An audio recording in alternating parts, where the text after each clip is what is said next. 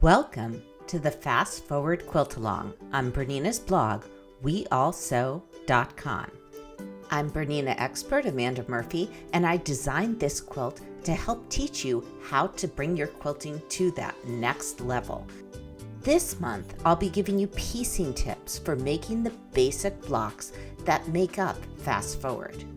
The first tip is to take your time when drawing the diagonal lines. If you get diagonal lines that go precisely from corner to corner, your sewing will be much more accurate. I drew my lines on the wrong side of the fabric using a micron pen just so you could see it on camera, but you could use chalk if you prefer. Next, pinning. Many of the blocks in Fast Forward are very large, so we have lots of space for quilting later on. For these larger blocks, I used 3 pins when pinning those squares with the diagonal lines on the top. That kept the block fairly secure as it went under the machine. For the smaller blocks, I found 2 pins were adequate. You'll essentially use the same process when making the zigzag blocks. These blocks are also pretty large, so I used 3 pins on them as well. Next, we'll set up our machine. I pieced this on a Bernina 475 Quilters Edition, and I like to piece using a stitch found in the quilting menu. This is stitch 1303 on this particular machine. It might be a little different on yours at home if you have a different model. It has the thread tension and stitch length that are optimized for piecing. I like to start piecing with a little scrap of fabric called a leader. I know many of you do the same. And I begin by stitching on that, and then I bring over my first block. And when I'm sewing on those diagonal lines, I like to sew a little bit more toward the outer corner. So I'm actually sewing just along the line rather than on the line. And the reason I do that is to accommodate the fabric thickness. So it's only a hairline off to the side of the drawn line. It's almost there, it's really close, but I do sew off just a little bit. One thing I try to do is never sew over my pins. I always try to take them out as I come to them. And I am using the 1/4 inch piecing foot that came with the Bernina 475 QE. This is a great little foot for piecing. I also would use a center stitch plate if I had one. So this 475 is a house guest. I don't own this machine. If I did, I probably would purchase a center stitch plate, especially for quilting. But I was amazed how well this machine performed, even with the 5mm stitch plate in there. You can see it just pieces beautifully, just like a Bernina. I'm also using my hands-free system to raise and lower the foot, and I love to use the stiletto end of my seam ripper for brewer sewing to help control the fabric when I piece. So next, we're going to make a bonus set of blocks. So before we trim off these triangles, we're going to stitch a line a 1/2 inch out, a 1/2 inch more toward the corner from the lines we've already sewn.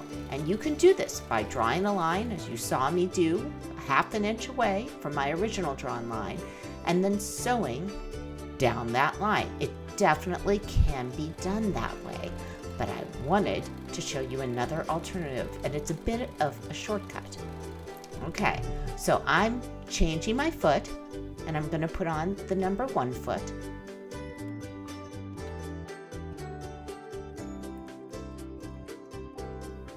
What I really want to do is find a foot that will give me a 1/2 inch seam allowance without my having to consult the stitch plate because it's going to be covered with the fabric. So I've gone ahead and moved my needle all the way over to the right, and I'm just doing a test strip here. That is almost 1/2 inch. It's close enough. So I wouldn't want more than 1/2 inch because I need enough fabric to create a 1/2 square triangle with the other piece, but a little less would be okay. The advantage of sewing with this foot and using that 1/2 inch would be I no longer have to draw all those extra diagonal lines, and that saves me time. So I'm going with it. Here you can see a little more closely.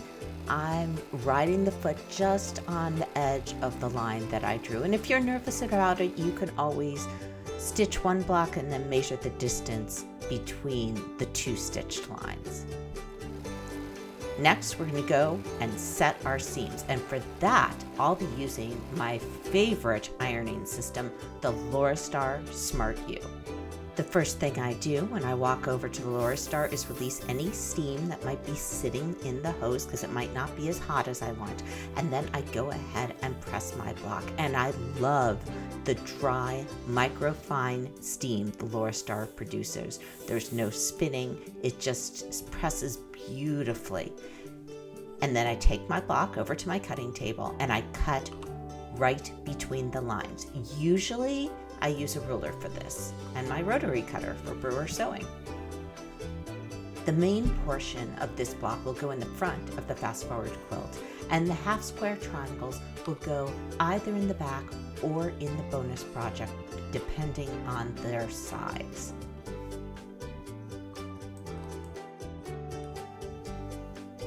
And it's back to the Lorastar to press the seams open.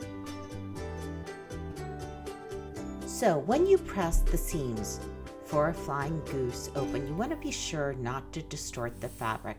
This is something else I love about the Lorastar. It has a vacuum that sucks the steam down into the board in the current setting I'm using. And what that means is my fingers can get pretty close to the iron tip without it being burnt. So I feel pretty comfortable getting that iron right down on the fabric, and I can get it where I need it. Now, when you're doing the zigzag box like I am here, you also want to be careful not to distort the fabric. So don't tug at it, just open the seam with your finger and then let the iron do the rest. And you'll notice I'm pressing, I don't go back and forth. I use the iron tip to open up the seam a little bit, and then I just press. And finally, my last tip for you this month, I used my block trimmer that I designed for brewer sewing to trim the half square triangles. So you can see it's really easy with this block trimmer.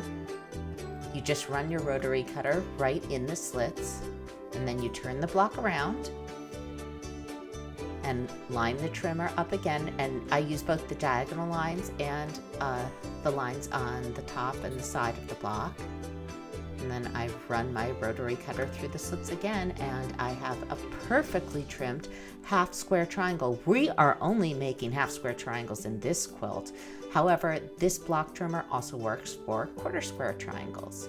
So here I'm trimming a larger block. It just makes it so easy.